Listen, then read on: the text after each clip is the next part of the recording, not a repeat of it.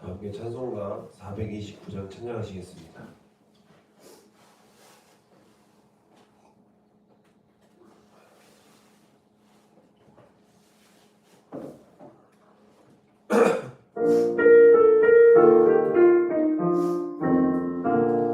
세상 모든 풍파 너를 흔들어 약한 마음 낙심하게 될 때에 내려두신 주의 복을 세어라. 주의 크신 복을 내가 알리라. 받은 복을 세어보아라. 크신 복을 내가 알리라. 받은 복을 세어보아라. 주의 크신 복을 내가 알리라. 세상 크신 복 좀 너를 누르고 십자가를 등에 지고 나갈 때 주가 내게 주신 복을 세어라. 두려움 없이 항상 찬송하리라. 받은 복을 세어보아라. 크신 복을 내가 알리라. 받은 복을 세어보아라. 주의 크신 복을 내가 알리라. 산 곳에 너의 앞길 막을 때 주만 믿고 낙심하지 말아라. 천사들이 너를 보호하리니 염려 없이 앞만 보고 나가라. 받은 복을 세어보아라. 크신 복을 내가 알리라. 받은 복을 세어보아라.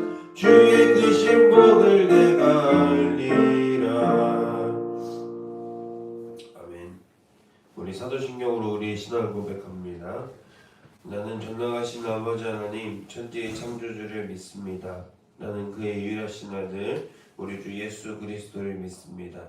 그는 성령으로 잉태되어 동정녀 마리아에게서 나시고 본디오 빌라도에게 고난을 받아 십자가에 못 박혀 죽으시고 장사된 뒤 사흘 만에 죽은 자 가운데서 다시 살아나셨으며 전능하신 아버지 하나님 우편에 앉아 계시다가 거기로부터 살아있는 자와 죽은 자를 심판하러 오십니다.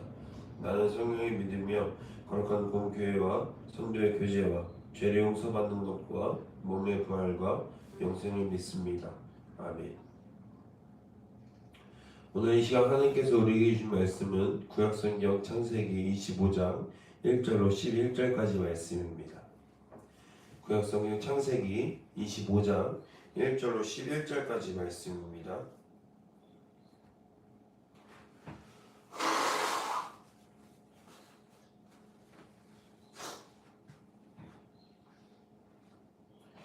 다 찾으신 줄 믿고 우리 다 함께 하나님 말씀을 한 목소리로 받들어 읽겠습니다. 아브라함은 후처를 맞이하였으니 그의 이름은 그두라라. 그가 시므란과 역산과 무단과 미디안과 이스박과 수아를 낳고 역산은 스바와 드단을 낳았으며 드단의 자손은 아수르 족속과 루시 족속과 루미 족속이며 미디안의 아들은 에바와 에벨과 하녹과 아비다와 엘다이니 다 그두라의 자손이었더라. 아브라함이 이삭에게 자기 모든 소유를 주었고 자기 서자들에게도 재산을 주어 자기 생전에 그들로 하여금 자기 아들 이삭을 떠나 동방 곧 동쪽 땅으로 가게 하였더라. 아브라함의 향년이 175세라.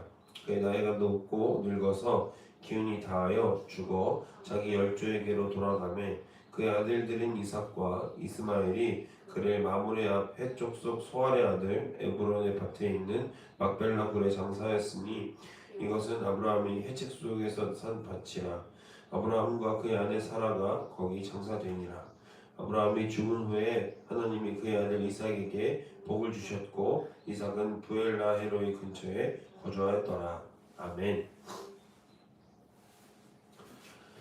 끝나지 않는 하나님의 복이라는 말씀의 제목으로 여러분들과 함께 은혜를 나누기 원합니다. 환절기에 감기 조심하시기 바랍니다. 지금 계속 코맹맹이가 나서 죄송합니다. 얼른 회복할 수 있도록 기도해 주시면 감사하겠습니다. 우리는 흔히 복이라고 하면 당장 눈에 보이는 결과물 그리고 손에 쥐어지는 재물이나 성취를 떠올리게 됩니다. 하지만 오늘 창세기 25장 본문은 아브라함의 마지막 생애를 조명하며 진짜 복은 하나님을 온전히 믿는 것이며 눈에 보이지 않아도 하나님의 때에 반드시 이루어진다라는 그런 위대한 진리를 우리에게 가르쳐주고 있습니다. 아브라함의 화려했던 믿음의 여정이 끝나는 이 본문 속에서 그가 누렸던 끝나지 않은 복의 실체가 무엇인지 오늘 본문 말씀을 통해 함께 나눠보기 원하고요. 우리들도 이 아브라함의 삶을 보면서 우리 삶 가운데에서 하나님께서 허락하시는 끝나지 않는 복이 계속해서 우리 삶 가운데 차고올라 넘치는 거룩하고 복된 우리의 인생이 되시기를 주님의 이름으로 소망하고 축복합니다. 진정한 복의 의미는 무엇일까요? 1절부터 4절까지를 보면요. 아브라함이 후처 그드라를 맞이하게 됩니다. 그래서 시므란, 욕산, 무단, 미디안 등 여러 자손을 낳았다는 족보가 기록되어 있죠. 단순한 족보의 나열 같지만 깊은 구속사적 의미가 담겨 있다라고 할 수 있습니다. 창세기 17장 4절에서 하나님은 아브라함에게 너는 여러 민족의 아버지가 될 것이다 라는 약속을 언약받죠. 젊은 시절 이삭 하나를 얻기까지 그는 무려 25년이나 걸리며 100세에 첫 아들을 얻게 됩니다. 그렇게 애를 태웠던 아브라함이었지만 그의 노년에는 수많은 민족의 조상이 되는 축복이 눈앞에 현실로 펼쳐지게 됩니다. 하나님의 약속은 때로는 내 눈에는 보이지 않고 더디게 느껴질 수 있습니다. 왜냐? 하나님의 때와 내가 생각하는 때가 다르기 때문에 그렇습니다. 그러나 우리가 창조주의 피조물로서 감히 창조주의 시간을 내 시간으로 끌어와 주세요라고 할 수 있습니까? 굉장히 부당한 요구죠. 하나님이 원하시는 그때에 하나님께서 허락하시는 그 뜻과 계획이 내 삶의 방향성과 맞게 해주십시오라고 우리가 기도하고 간구할 수는 있으나 주님 내가 원하는 그때에 속히 일해 주시옵소서라고 기도하는 것은 어쩌면 하나님께 대하여 대항이라고 할까요? 또 반란 같은 것이라고도 할 수 있을지도 모릅니다. 그러니까 중요한 포인트는 뭐냐? 하나님의 약속 가운데 하나님의 계획 가운데 내가 있게 해달라고 기도하는 것이 맞다라는 것입니다. 하나님의 때에 당신의 방법으로 반드시 성취하시는 그 약속을 내 삶 가운데 보여주시옵소서라고 간구하고 기도하는 요청이 우리에게 필요하다라는 것이죠.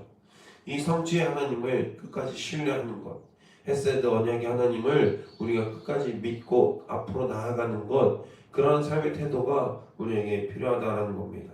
그것이 바로 복이라는 것이죠. 하나님의 복은 더 정확히 표현하자면 내가 원하는 때에 내가 생각하는 방향으로만 흐르지 않는다는 것을 유의하시기 바랍니다. 세상 사람들은 모두 자신이 현재 처한 상황에서 더 나은 상황이 되길 바라며 복을 구하고 여러 미신이나 알 수 없는 것들에 이끌려 살아가지만 우리 믿음을 가진 자들은, 우리 믿음이 무엇인지 아는 자들은 그러한 잘못된 생각과 허상에서 분별되며 하나님의 뜻을 거룩하게 분별할 수 있는 능력이 우리 안에 내재되어 있어야 합니다. 그때 비로소 우리는 진정한 복이 무엇인지에 대해서 한층 더 가까워지게 되는 것이죠. 그렇다면 복을 얻을 수 있는 방법은 무엇일까요? 5절과 6절에서는 이렇게 고백하고 있습니다. 아브라함이 이삭에게 자기의 모든 소유를 주고 서자들에게도 재산을 주어서 이삭을 떠나 동쪽 땅으로 가게 합니다. 아브라함은 인간적인 정에 이끌리지 않았습니다. 서자들에게도 넉넉히 재산을 나누어 주어 아버지로서의 책임을 다하면서 철저하게 하나님의 언약이 머무는 자리, 누구죠? 이삭을 보호합니다. 오직 아브라함과 사라에게서 난 이삭만이 아브라함의 적장자로서 또 하나님의 언약의 통로로서 이어지게 되는 것이죠. 아브라함은 그 구분을 명확히 하고 하나님의 언약을 이행하는 데에 힘씁니다.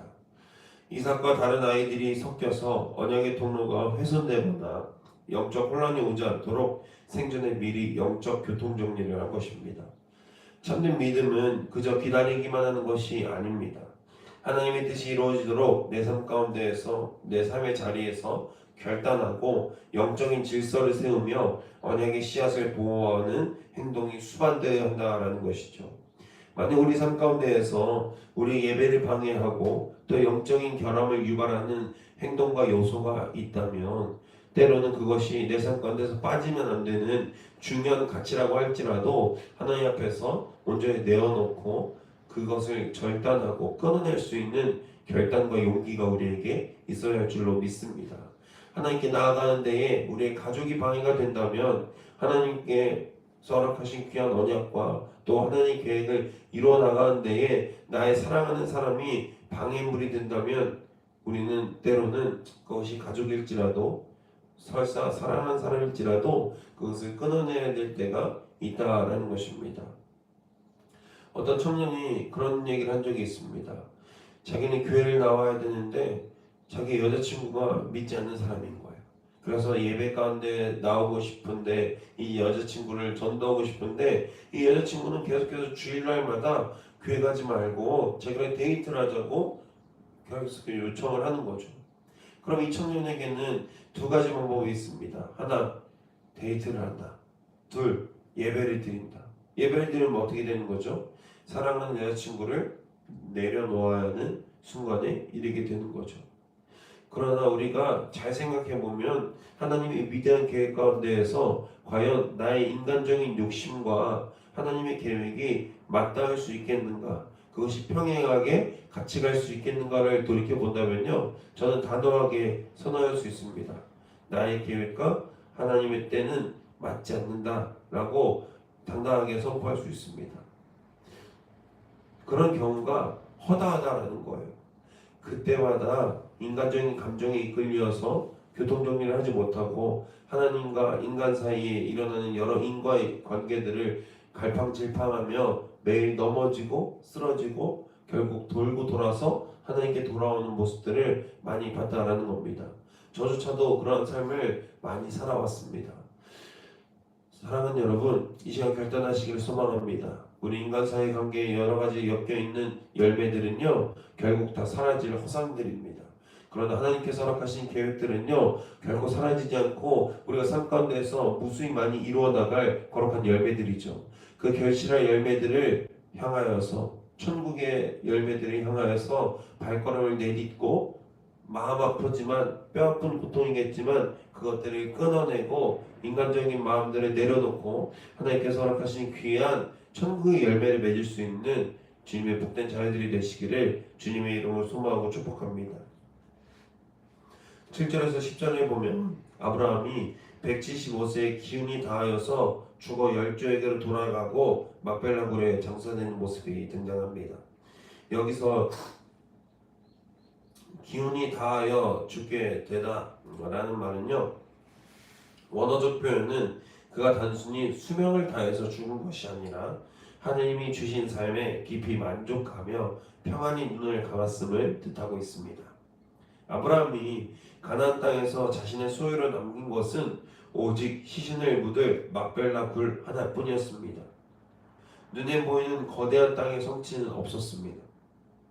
그러나 그는 눈에 보이는 땅의 크기보다 영원한 본향과 하나님의 신실하심을 바라보았기에 가장 행복하고 만족스러운 죽음을 맞이할 수 있었다라는 것입니다. 그 많은 재산이 있었음에도 불구하고 아브라함이 가진 것은 무엇이죠? 약속의 땅이었나요? 약속의 땅은 아니었고요. 그가 가진 것은 자신이 아내와 함께 장사될 막벨라 굴 하나였다라는 겁니다. 우리는 무엇 때문에 그렇게 열심히 살아갑니까? 결국 우리는 본향으로 돌아가야 할 잠시 타향살이를 하고 있는 이 땅에서의 나그네일 뿐입니다. 그러나 이 나그네의 삶 가운데에서 가장 중요한 것을 잊어버리고 때로는 무엇이 중요한지 판단하지 못하고 가족들, 친구들도 다 내팽개쳐두고 우리는 때로는 이 세상에 있는 물질과 재물을 얻기 위해서 노력하고 수고하는 모습을 볼 수 있게 된다는 겁니다. 그렇게 돈이 많아서 재물이 많아서 명예가 세상적으로 지위가 높아져서 우리가 노년에 얻게 되는 것은 무엇이죠? 가족의 외면, 외면만 받으면 다행이죠. 멸시와 환대까지 받을 때도 많이 있습니다. 왜 재산이 많아서 노후에 은퇴하고 할 것은 없지만 재산은 많아서 아무것도 안 하시는 분들을 가까이 보면 대부분은 자식들과 혹은 가족들과 사이가 그렇게 좋지는 않더라고요. 가족들을 젊었을 때 홀대하고 자신은 돈만 벌어다 준 것이죠. 그게 맞는 삶인 줄 알았는데 살아내고 보니까 가족들을 더 챙기고 더 사랑하고 더 교제했었어야 되는데 그걸 못한 거예요. 그러니까 아빠에게 받은 사랑이 없는 자식들은 어떻게 하죠? 아빠를 더 이상 사랑하지 않는 거죠. 아버지로서 자녀들을 가르치고 훈계하고 사랑해줘야 될 그 시간에 오히려 세상에서 더 허우적거리며 발버둥 쳤던 그 시간들이 가족들을 위한 것이었는데도 불구하고 가족들은 그것을 다 깨닫거나 이해하지 못하게 된다는 겁니다. 무엇을 위해 살아갑니까? 나그네의 삶이 나그네의 삶으로 끝나지 않는 것은요, 우리가 영원한 본향, 우리의 온전히 돌아갈 그 본향이 있다는 사실을 꼭 유념하셔서 우리 삶 가운데에서 가장 중요한 것이 무엇인지 다시 한 번 더 분별하고 하나님의 뜻에 맞추어서 충분히 가족들을 사랑하고 충분히 이 세상 가운데서 열심히 살고 충분히 하나님께서 허락하시는 귀한 은혜를 누릴 수 있는 귀한 삶을 살아가야 할 줄로 믿습니다. 11절에 보면요, 아브라함이 죽은 후에 하나님이 그의 아들 이삭에게 복을 주셨고 라는 대목이 나옵니다. 가장 가슴 벅찬 구절이라고도 할 수 있습니다. 위대한 믿음의 조상 아브라함도 결국 죽음을 맞이했죠. 하나님과 동행하지 못했습니다. 살아서 하나님과 동행하지 못했죠. 인간 아브라함의 시대는 끝이 났지만 놀랍게도 하나님의 복은 끝나지 않죠. 그 복이 고스란히 누구에게로 흘러 돌아가는 것이죠. 그가 그토록 사랑했던 아들 이삭에게로 흘러갑니다. 우리가 누리는 복의 근원은 사람이 아니라는 거예요. 상황도 아니죠. 무엇이죠? 영원히 살아계셔서 언약을 이어가시는 하나님 자신이 복의 근원이시라는 거죠. 아브라함이 없어도 하나님이 계시기에 이삭은 두렵지 않습니다. 아브라함의 역사를 눈에 다 담지 못했지만 이삭은 자신에게 향하는 하나님의 역사와 능력을 경험하게 됩니다. 이삭의 뛰어남과 순종이 아니라 오직 아브라함의 믿음과 하나님의 위대하심의 결과라는 것입니다. 이삭은 그것을 의지했고 복을 받게 됩니다. 이것이 성경이 말하는 복의 원리입니다. 내 눈앞에서 내 재산이 많아지고 내 지위와 영광이 가득 찬 것보다 하나님이 원하시는 때에 하나님이 역사하시고 임재하는 것, 그것이 진정한 의미에서의 복인 줄 믿습니다. 오늘 우리는 다시 한번 우리에게 스스로에게 또 저에게 질문을 한번 던져보게 됩니다. 나는 하나님을 믿는 사람으로서 진정한 복을 누리고 경험하고 살고 있는가? 어쩌면 하나님의 이름을 앞세워서 이 세상에서의 내 지위와 내 재산이 많아지고 내가 유명해지는 것을 더욱더 생각하고 그것에 함몰되어 있진 않은가? 이것들을 한번 살펴보시고 질문하셔서 이제 마음으로 결단하시기를 주님의 이름으로 소망하고 축복합니다. 끝나지 않은 하나님의 복을 내가 충분히 누릴 수 있는 삶, 세상에 치우쳐서 세상의 유혹 가운데 이리저리 흔들리고 끌려다니는 삶이 아니라 하나님께서 보여주시는 거룩한 계획과 은혜 가운데에서 온전히 거할 수 있는 삶을 살게 해달라고 함께 마음 먹어서 결단하고 기도할 수 있는 우리가 되기를 주님의 이름으로 소망하고 축복합니다. 말씀을 정리합니다. 사랑하는 여러분, 우리 삶에 풍랑이 일고 기도의 응답이 더디게 느껴질 때가 있습니다. 눈에 보이는 결과물이 없어서 초조할 때가 있습니다. 여러 가지 어려운 환경과 난처한 상황에서 갈등 속에서 아무것도 하지 못하는 무기력감을 느낄 때가 있습니다. 그러나 꼭 기억하시길 바랍니다. 가장 큰 복은 어떤 상황에서도 변함없이 나를 붙드시고 당신의 뜻을 이루어 가시는 하나님을 믿는 그 믿음 자체라는 것입니다. 아브라함의 하나님이 이삭의 하나님이 되셨듯이 그 하나님이 오늘 우리의 하나님이 되어 주십니다. 아까 말씀드렸던 것처럼 복이 무엇이라고 했죠? 하나님 그 자체가 복입니다. 우리가 하나님을 안다는 것, 그리고 하나님의 구원을 우리가 누리고 있다는 것, 주 예수 그리스도의 영광과 구원으로 말미암아 우리가 부활 소망으로 현재를 살아가고 있다는 것, 그것이 바로 복인 줄로 믿습니다. 내가 돈이 많아서가 아니라, 내가 자녀손들이 많아서가 아니라 하나님이 나를 사랑하신다는 것, 나 때문에 그 독생자 예수 그리스도를 허락하셨다는 그 사실 자체가 우리에게 너무나도 큰 은혜가 된다라는 것입니다. 눈에 보이지 않아도 하나님의 시간표에는, 그 계획표에는 결코 오차가 없습니다.